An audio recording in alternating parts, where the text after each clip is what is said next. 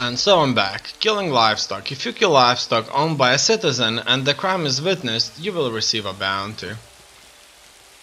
I wonder how this will work. Probably eventually I'll just get killed or jailed for doing all that stuff. Event Anguar. I'm not sure if these are... Oh no, I've been witnessed. So they will kill me. And look at that, I just clicked way too many. Okay, so fugitive, you're a wanted fugitive. Guards, bounty added. Bounty is the gold value you must pay to clear your name. You are now standing. Death recap damage. Okay, okay. Raise shrine. Revive here. Let's revive here. Oh, look at that, I've been revived. Oh, lucky. Who are you anyway? Oh, look at that, that's one of the players. Oh, thank you.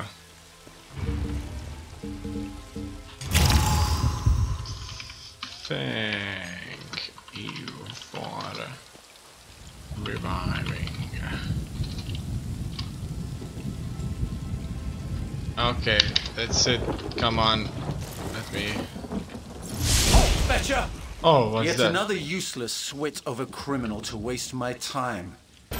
Give me the bounty and go. Yeah, take the gold. Go on.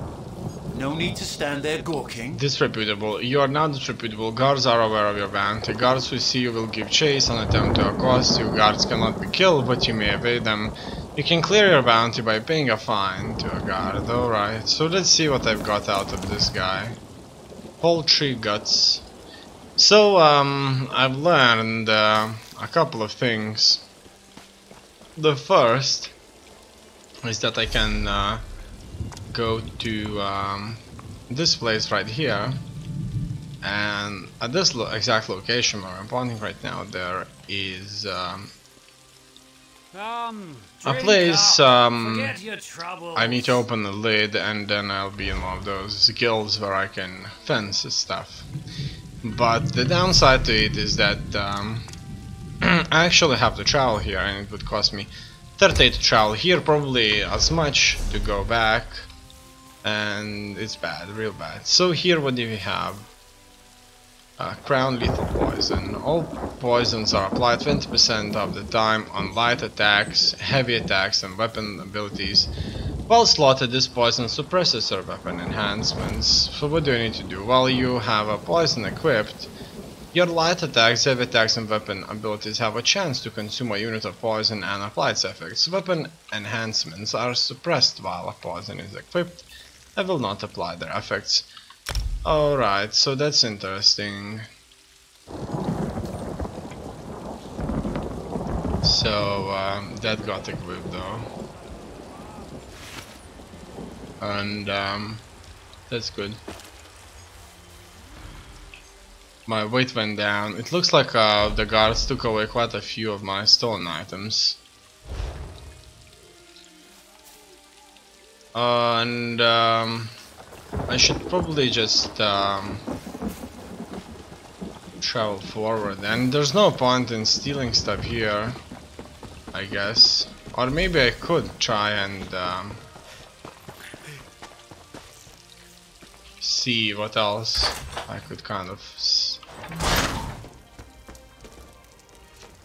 check here. Besides, I wonder if I kill him.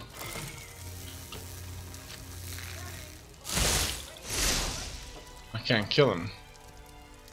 I wondered if I kill him, can I get something out of it? Oh, look at that! I did wounded her. So attack. Done. She's dead. Wax portrait card. This wax portrait card depicts simple but compelling artwork. A fence could resell this to collectors. You won't get my gold pouch, criminal. Oh really? Pay your bounty and then come back to see me. Oh wow, look at that. Let's take a look if that paid off. So the guards should be looking for me now. Do you know me? Not now, citizen. I'm up to my armpits in problems today. Okay, so it looks like that guy didn't notice me, but this did. So it looks like they know. And guards, as you know, cannot be killed. So that's the problem here. And I died again. Oh well. Standing. Okay, let's revive here. Nobody's reviving me this time. And look at that. Look at the way he looks. There's something wrong. Okay, finally. It looks like that worked. Now, did I got that item? No, it doesn't look like I have that item that I could potentially fence through. And that's it. So, say the need Way Shrine. Way Shrines are fast and inexpensive way to travel. Way Shrine to Way Shrine. Way Shrines allow you to travel to any Way Shrines you have previously discovered. Recalling, if you are out adventuring in the world, you can recall to any previous discovered Way Shrines for a small fee. Okay, so if I wanna go here, oh look at that, I can go here for free. Travel to Volkahag Guard Way Shrine. Okay, so it looks like if I travel with the Way Shrine, it's free. If it's not with Way Shrine, it's not free. You cannot afford to travel to Volkahag Guard. Okay, in any case, I'm gonna go and see if I can steal some stuff now that I know I can travel with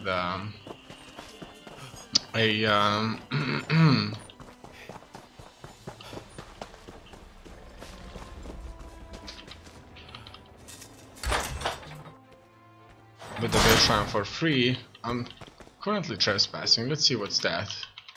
Nothing. And nobody is being currently incarcerated there. A few pictures, no, a few individuals. A bunch of lockpicks, that's what I like. Bookshelf. Oh, A Child's Tamriel Beastry by Shane Grow Aura. Clever, no, haha. A is for Alit, a two-legged lizard with enough underbite to swallow a wizard.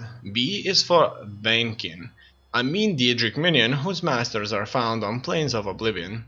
C is for Chaurus, big bug of the snowlands. Don't try to pet or he will snip off your hands. D is for Dunaripper of desert so deep it will chop off your legs from below so you sleep. E is for eagle, so loved by the elves, they plaster its image all over themselves. F is for faded wraith, haunting the tomb lurking in dark to deliver your doom. G is for giant of Skyrim, I have heard he keeps woolly mammoths and tends to his herd. H is for horror, huge tick of the wood that's eager to catch you and drain all your blood. I is for imp, an obnoxious pest who will fry you with spells for the sake of jest. J is for jackal who hounds Bang Korai with mouth at the right hate to nip out your eye. K is for Kwama. In Morrowind found they live in bug tunnels for beneath the ground. L is for Lamia, a snake hag of the wild who hopes she might corner a lost little child. M is for Mud Crab, annoyance ubiquitous, nasty, unpleasant, ugly, iniquitous. N for Nyx hounds, pack hunting bugs, alchemists render their flesh to make drugs. O is for Orge, or Augury. O is for Augury, whose wits are quite dim, but if one should catch you, your prospects are grim. P for pigs, relatives of the boars that wood elves will ride instead of a horse. R is for raven, dark nocturnal's totem. I hear hers can talk, and then you can quote M. S is for spriggan, rude bark and bow. It hides in that thicket, it's watching you now. T is for thunderbug, a vast shocking beetle, its pincers will get you, or its serrated feet well. U is for undead. Necromancy slaves, apocalypse comes when they rise from their graves. V is for vampire, ready to drill ya, cause she's got a case of morpheric hemophilia. W is for wisp, evil global that beckons, don't follow or you will be seen no more, I reckons. X is for Xivili, Diedrich assassin who will pop off your head on a whim as he is passing. Y is for Yokudan, warhorse, the four-beard knight mount that he rides when he goes off to warfare. Z is for zombies, you knew they would be last run, don't be walking, if you're quite fast. That's it. Okay. Discarding pilfer. So, without a doubt, somebody's here. Let's just steal everything that's here. Let's go and see if there's anybody here. We can hide there. So, I hear somebody. House watch. Oh, that's interesting. And it looks like House watch won't be staying here for long.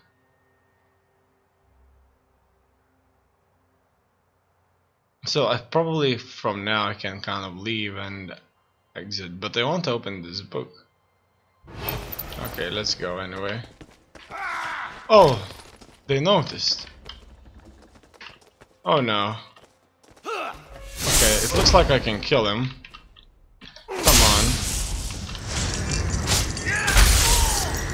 Alright, that's good. It looks like I'm managing this very, very effectively. Oh yeah. That worked nicely. Is there anybody else? Nobody showed up. Let's steal more stuff. Wooden horse and cart. A toy favored by the children of traveling mansions, the cart features moving wheels while the horse attaches to the front.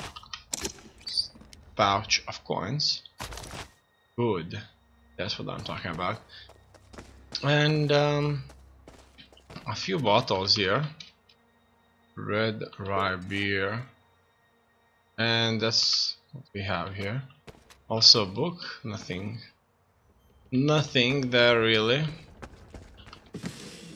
Ear hook sash. Still a value. Some poultry. No, don't need that. I don't have that much money really. In any case, I only have 10 coins and I had a lot more back in the day. Flint, another ingredient. But it doesn't kind of have any value as far as I can tell. Let's take a look.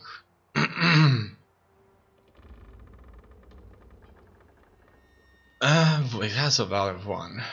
Undead expulsion pouch. A small pouch containing blessed items. It is said to ward off some types of undead creatures.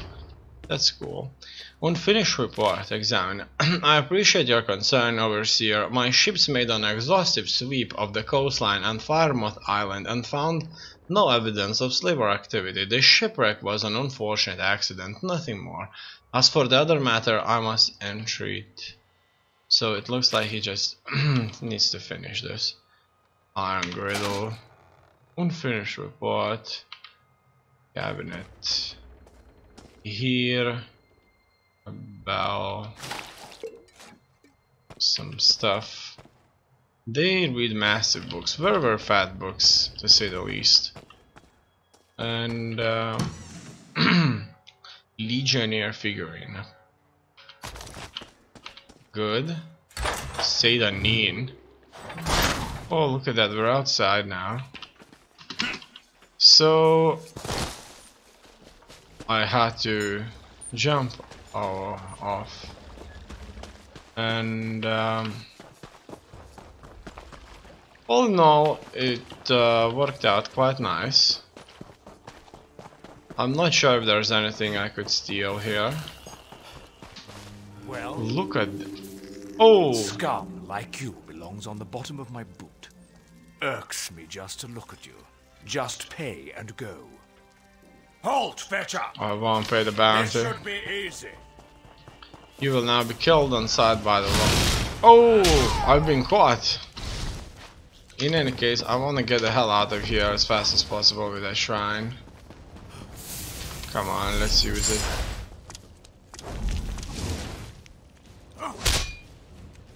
Oh no, I can't.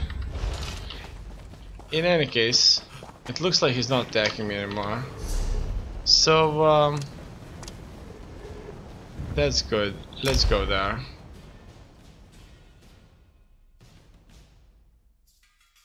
And so, even if I die after this, probably I won't lose any money. And I need to really find out how to fence those goods, so I'm going there.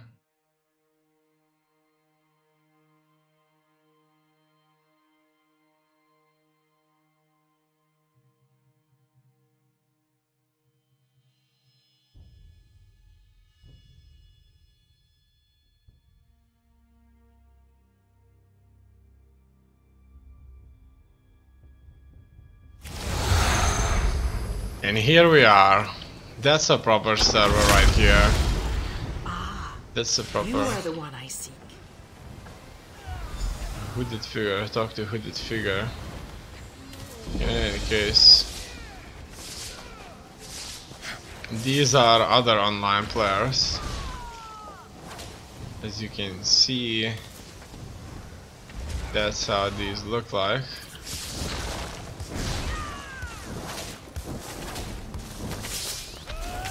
And that some of them are fighting each other on the spot. It looks a lot of fun, without a doubt. Quite a bit of fun indeed.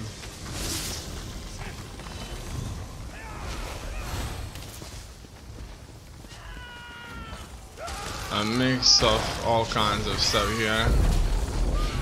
In any case, what did I came here for was this right there.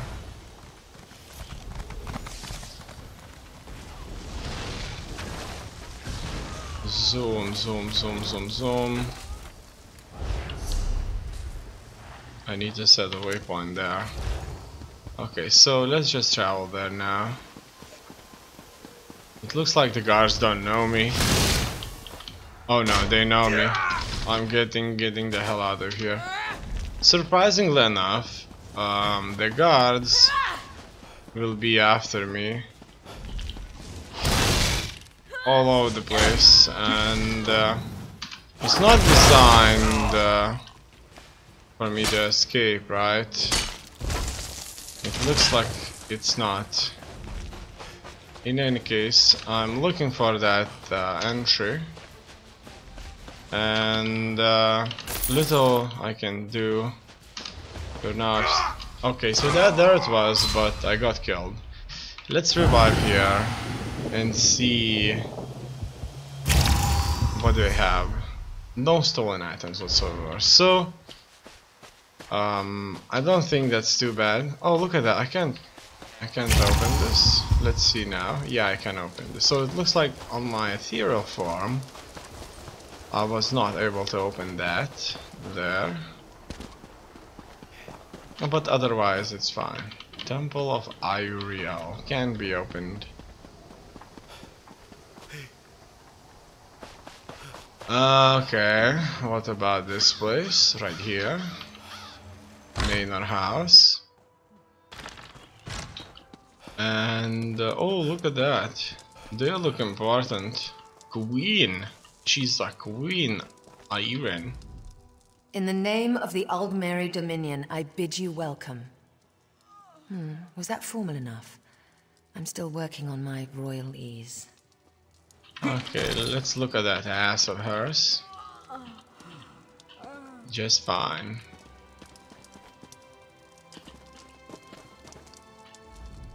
Welcome to Volkelgard. I must attend my queen at the moment. but I hope you enjoy your time in my fair city. Alright. And I actually just want to loot. That's a bookshelf. Not gonna read this though, just yet. And there's quite a few books here to go through. And not that much stuff to loot. Okay, finally. We can steal something here. Okay, and I bet that that'll do. So look at that, that was nice steal. Close to a guard. So why they made guards immortal?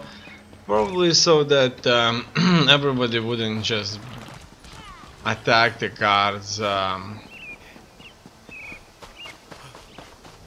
their own, you know. In any case, they wouldn't be kind of consistently creating havoc in the empire or empires, because that would probably just be a never-ending slaughter of the guards until they are kind of safe for the moment. They would probably, I kind of assume, would kind of consistently be taking over. Each outlaw's refugee has multiple exits. One exit will always lead to an area where guards do not patrol. Fences buy stolen goods and launder stolen items you may wish to keep. Alright, so this is where they are. And they left a bunch of worthless coins that I can't pick up. That's why I assume they're worthless. Now, I mean, that was really bad. And I guess you're a fence, so-called fence. Greetings. Guild store, Dark Lawn. That's interesting. All items. Inequality, nothing. So that was a guild store. Anything I can do for you? No. Search the bookshelf. Dual wield increase to 2. Exile from Exile, Volume 7 by Yasra al-Ashabach. Stones of Sand and Swamp. The Lich Lord of Gideon defeated. I made my way north, passing through Stormhall to say one last goodbye to the Haste and their people before leaving their bleak swamp. The very first night in the southern Morrowind, I made camp in a great fungal forest. With fresh Nyx meat on my fire, I noticed something in the rocks and stones near my camp. Several large boulders stood distant, propped up by unknown hands. What had to be many decades, if not centuries, before the largest and nearest was the reason I write this. As a child, father took me to the stables of Lord Asvala to pay our tribe's taxes and endure the stares of the proscribed. On the way there, we were caught in a great sandstorm and found shelter in a cave. Daughter, father spake, seek water in the cave as I taught you. With a yes, father, I entered the cave. There was no water, but I did find something grand and large, open cavern deep under the stables. In the center were great stones with strange alien words carved on them. I felt like I could hear them calling to me. I reached out and touched the stone. It was then that a hand covered my mouth, muffling my scream and cutting off my breath until I passed out. I woke up hours later to my father's face, his eyes drained of their usual joy. Daughter, we must leave this place, more will come. Father never told me what befell my attackers. From the stains on his clothes, I would guess that it was the grim fate. But father, what of these stones, these symbols? This is a place of blasphemy. Beset by demon worshippers, see here. This word is in the dark speech of Deirdre. It says cold harbor. So imagine my surprise, oh reader, when I looked upon the Morrowind stone in the light of the campfire. My belly full of neck's meat, and saw words written in the same dark speech, the same words I had looked upon as a child, and on the same sort of stones. Cold Harbor calls Nimbo Base, Cold Harbor calls Nimbo Base. In any case, that looks like some kind of a guild shover, that sort. In any case, what she has to say. A fool and his gold are soon parted, but you don't look foolish. We will keep your valuables safe and sound. So maybe if I die they would take everything. Account bank. Your bank stores items for all of your characters to share. Press F to purchase more bank space, press R to deposit or withdraw gold. Crafting materials stored in bank are pulled directly to you when crafting. Do not need to carry them to a crafting station. Okay, that's really cool. So, inventory space 60, bank space 60. Oh, look at that. Buy bank space 1000. Withdraw currency. Banked player. Not much. There's not much I have here.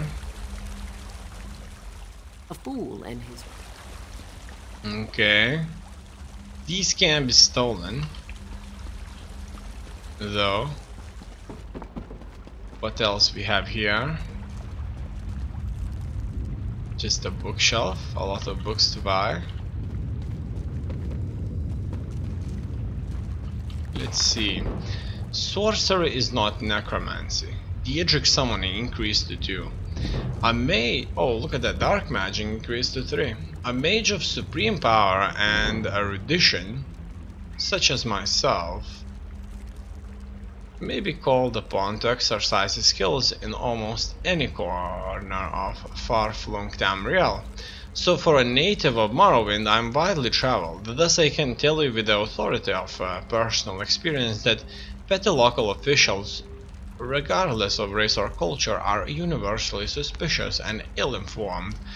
A sorcerer, they say, well, we will have none of your raising the dead in this jurisdiction, is that understood? I cannot tell you how many times I have been subjected to some variation of the above conversation. These ignorant and self-important functionaries have no conception whatsoever of distinctions within the arcane arts. As far as they are concerned, every manipulator of magicka is just waiting for midnight before skulking off to the cemetery to animate the corpses of their neighbors and ancestors. Imbeciles, fools, bureaucrats. Now, it is true, of course, that conjuration is a common tool of sorcery, and we sorcerers often resort to summoning aid from oblivion when a problem is best solved by judicious application of vicious brute force. It is also true that summoning Daedric spirits to possess and animate corpses or calling up the souls of the dead for information or other services, in short, necromancy, is a subset of the art of conjuration, albeit inherently distasteful and degrading. However, to infer from this that all sorcerers are de facto necromancers as well is false, misleading, and libelous. That said, everyone was young once, and it's typical of youth to experiment with things dangerous and forbidden. It is long since I was lad in Tel Aruhn, and my memory of the early First Era is inexact, but it's just possible that as an apprentice I may have tried out an animation spell or two, never on corpses of anyone I knew, of course, or at least nobody I knew well, and never for long to my recollection. So, at any rate, I know whereof I speak when I say to you, sorcerer and necromancy, there is difference. Okay, I believe you. Mythical Beast Real Powers by Drusus Avicula, Proctor of the Imperial Library. In the generation since the fall of the Kaviri Potentes, a new martial tradition has arisen in Tamriel, one which bears all the hallmarks of coherent magical discipline, though it is said to be descended from the powers of the legendary dragons and those mortals who fought them. I refer, of course, to the so-called Dragonites. Whether or not their abilities originated from dragons, and you must give me leave to doubt it, for no dragons have been seen in Tamriel for thousands of years. If they ever existed at all, the powers of which a skilled Dragonite can deploy are undeniable. There are several right here in the Imperial City, members of the Tower Guard, and they have demonstrated some of their effects at my request. One of these Dragonites, a sergeant in the guard, showed me how he could wreathe himself in flame without being burned, though I could feel the heat from several paces away. He then cast a loop of flaming chain around the target dummy and drew it to him, where it was quickly immolated. Finally, one of his subordinates burned another target dummy by literally breathing fire upon it. I was impressed. It was almost enough to make one believe in dragons. Okay, that was a very interesting read. I'm gonna go look for fencers further. Well, that's a gem I can't steal, right? In any case, can I draw from that? It looks like it's just providing light. Very, very smart indeed. Here, cooking fire. Provisioning. Select cook or brew, then choose the item you wish to prepare, R to craft the item. Remember, you can only craft food and drink if you learn the associated recipe and have the proper ingredients for the item. Okay, nothing can be learned here. Recipe. So I use this. You learn how to make jasmine tea. Recipe: nut brown ale. Increases health recovery by 660 for 35 minutes. To create requires recipe. Improvement 1 requires recipe quality 1. Recipe: radishes and rice. Increases max stamina by 1393 for 35 minutes. So these are awesome without a doubt. Brown mimic stone. This item allows to craft items in any known style. Ha! That's really, really cool, and I think that's going to be an exit. Yeah. I'm surprised the guards didn't kill everybody off in here yet. In any case.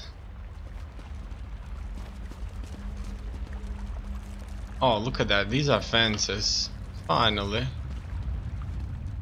Damn the war. Good for business, bad for everything else.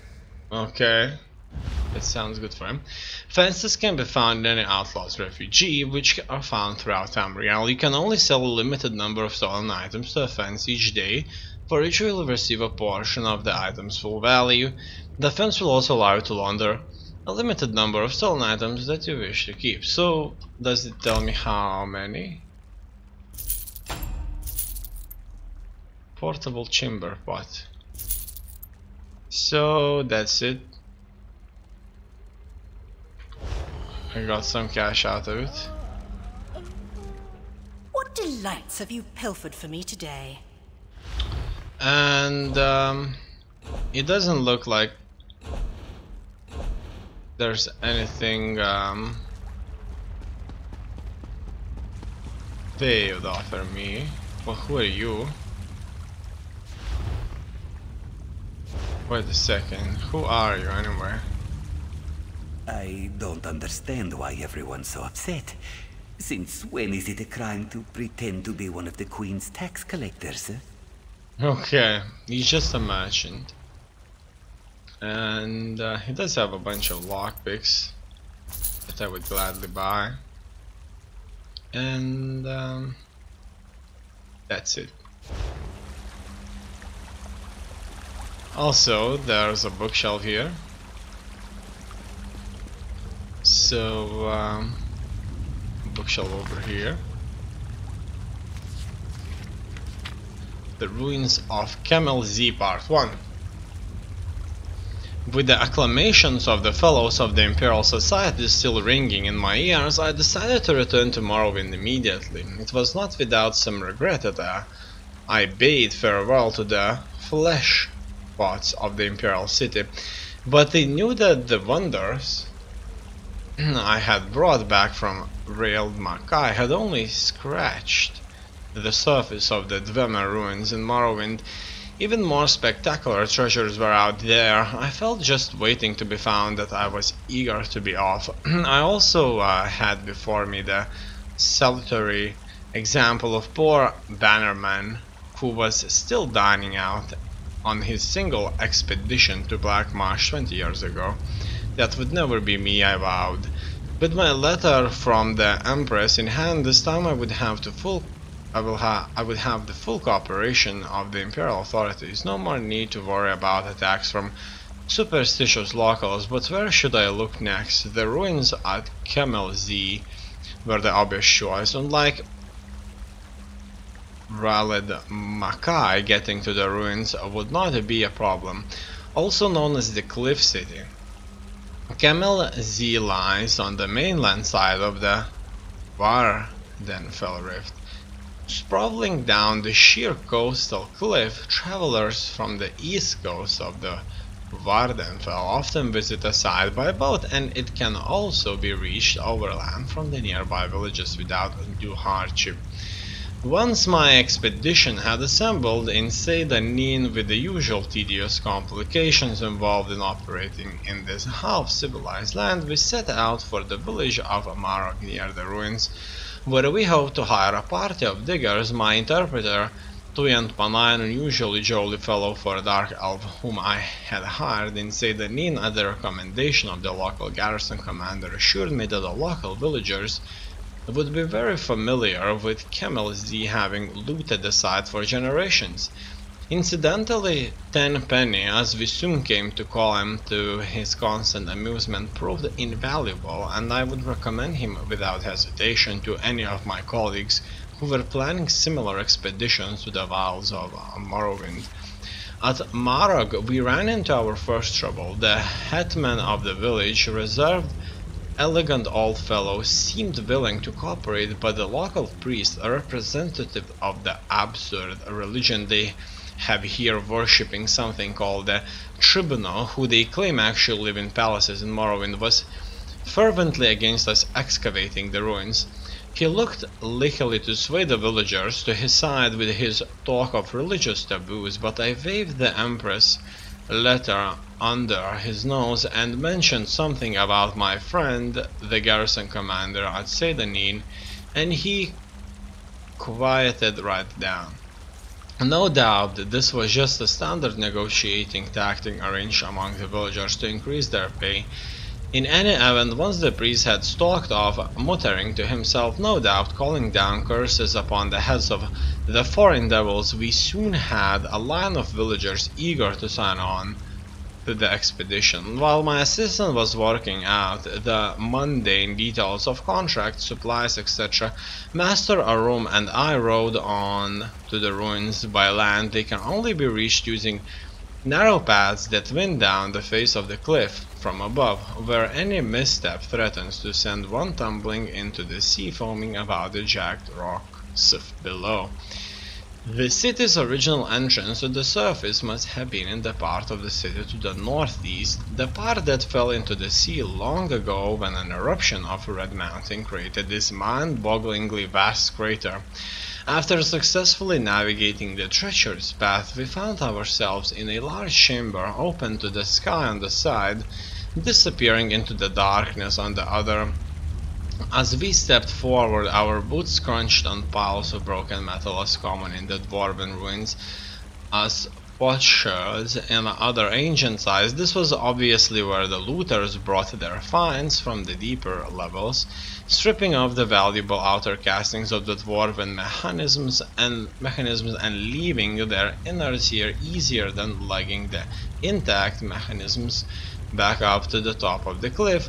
I laughed to myself, thinking of the many warriors unwittingly walking around Tamriel with pieces of dwarven mechanisms on their backs, for that of course is what most dwarven armor really is, just the armored shells of ancient mechanical men. I sobered when I thought of how exceedingly valuable an intact mechanism would be. This place was obviously full of dwarven devices, judging from the litter covering the floor of this vast chamber. Or had been, I reminded myself. Looters had been working over the site for centuries. Just the casting alone would be worth a small fortune sold as armor. Most dwarven armor is made of mismatched pieces from various devices, hence its reputation for being bulky and unwieldy. But a matched set from an intact mechanism is worth more than its weight in gold. But the pieces all fit together smoothly, and the wearer hardly notices the bulk. Of course, I had no intention of destroying my finds for armor, no matter how valuable. I would bring it back to the Society for Scientific Study. I imagined the astonished cries of my colleagues as I unveiled it at my next lecture, and smiled again. Bookshelf. Another one. Rislaw the Righteous, Part 1. By St. John. Like all true heroes, Rislaw Larch had inauspicious beginnings. We are told by chroniclers that the springtide night in the 448th year of the first era on which he was born was unseasonably cold, and that his mother Queen Linada died very shortly after setting eyes upon her son. If he were much beloved of his father, King Maurice of Skingrad, who already had plenty of heirs, 3 sons and 4 daughters before him, the chronicles make no mention of it. His existence was so very undistinguished that we hear virtually nothing of him for the first 20 years of his life. His schooling, we can suppose, was similar to that of any spare prince in the Colobian West, with eye-laid tutors to teach him the ways of hunting and battle. Etiquette, religious instruction, and even basic statecraft were seldom a part of the training of a prince of the highlands, as it was in the more civilized valley of Nibene. There is a brief reference to him together with his family as part of the rolls of honor during the coronation of the Emperor Gorius on the 23rd of Sun's Dawn, 1E 461. The ceremony, of course, held during the time of the Lessian doctrines of March, and so was without entertainment, but the 13-year-old Rislaw was still witness to some of the greatest figures of legend. The beast of Anequina, Darlog Brai, represented his kingdom, giving honor to the empire. The chieftain of Skyrim, Korik the White, and his son Hog were in attendance, and despite the empire's intolerance of all elves, Shimmer, Indoril, Nerevar, and Dwemer Dumak, the dwarf king, were evidently there as well, diplomatically representing Resdain, all in relative peace. Also mentioned on the rolls was a young mare in service to the imperial court of Hierarch, who was to have a great history with Rislaw, Ryan Durrani. Whether the 2 young men of about the same age met and conversed is entirely the stuff of historians' fancy. Ryan is spoken of in praising words as powerful landowner, eventually buying the island of Valfira in the Iliac Bay and gradually conquering all of High Rock and large parts of Hammerfell and Scarring, but Rislav is not heard of again in history's books for another 17 years. We can only offer suspicion based on the facts that follow. Children of kings are of course married to the children of other kings to bind alliances. The kingdoms of Skingrad and Quach skirmished over common territory throughout the 5th century, until they reached a peace in the year 472. The details of this accord are not recorded, but since we know that Prince Rislav was in the court of Quach 6 years later as husband to Berene, the daughter of King Justinius, it is fair to make an educated guess that they were married then to make peace. This brings us to the year 478, when a great plague swept through all of Cyrodiil and seemed particularly concentrated in the independent Colovian West. Among the victims were King Marus and the rest of the entire royal family in Skingrad. Rislav's only surviving elder brother, Dorald, survived being in the imperial city as a priest of Maruch. He returned to his homeland to assume the throne. Of Dorald we have some history. The king's second son, he was slightly simple-minded and evidently very pious. All the chronicles spoke of his sweetness and decency, how he saw vision in his early years that brought him with his father's blessing from Skingrad to the imperial city, and the priesthood of Maruch, of course, saw no difference between spiritual and political matters. It was the religious of the Alessian Empire, and it thought that to resist the emperor was to resist the gods. Given that, it is scarcely a surprise what Dorald did when he became king of the independent kingdom of Skingrad. His first edict on his very first day was to cede the kingdom to the empire. The reaction throughout the Colovian estates was shock and outrage, nowhere more so than in the court of Quach. Rislav Larich, we are told, rode forth to his brother's kingdom together with his wife and 2,000 of his father-in-law's cavalry. It was surely not all impressive army, no matter how the chronicles embellish it, but they had little trouble defeating all the guards Dorald sent to stop them. In truth, there was no actual battling, from the soldiers of Skingrad resented their new king's decision to give up their autonomy. The brothers faced one another in the castle courtyard where they had grown up. In typical Colovian fashion, there was no trial, no accusations of treason, no jury, no judge, only an executioner. "Thou art no brother of mine," Rislav Larich said, and struck Dorald's head from his shoulders in one blow. He was crowned king of Skingrad, still holding the same bloody axe in his arms. Very interesting story. Prince Aiden's report. Battle Rivi Lailvi. I have just received grievous tidings from an outsider belonging to one of our foraging patrols. While making a routine pass near the border of Glanumbra, the patrol discovered a rogue group of Deirdre worshippers who have apparently taken up secret residence in the area. Not surprisingly, this cult is populated from the lesser races. However, they have revealed themselves as a serious threat to our authority by consorting with Deirdre creatures of surpassing power. The cultists were able to summon a full Deirdre and ambush the unsuspecting patrol, heedlessly slaughtering all but one of our people. Swift and decisive action must be taken against such a dangerous element within our lands. You are to immediately take the full strength of your fighting force into Kingsguard and travel northwest throughout the mountains bordering the region.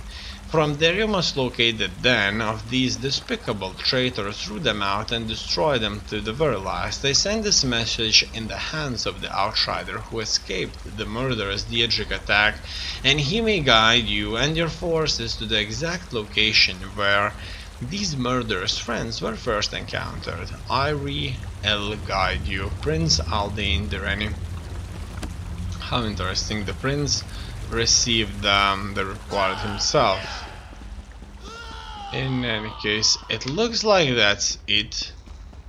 And we found the fencers. Good. It's unclear if the amount of fencing is locked or it is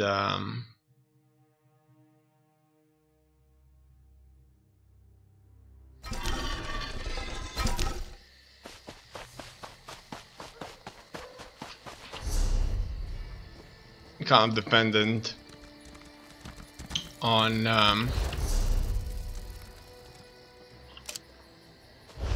a single fencer, but that's something to find out. I'm heading back to the town with the stone from which I kind of came here. That's the Vardenfell province.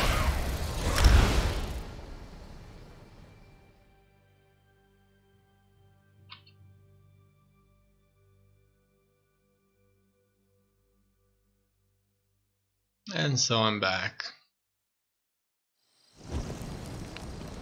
Oh wow, look at that. What is this anyway? I like that shield. Kind of a magical shield that protects me.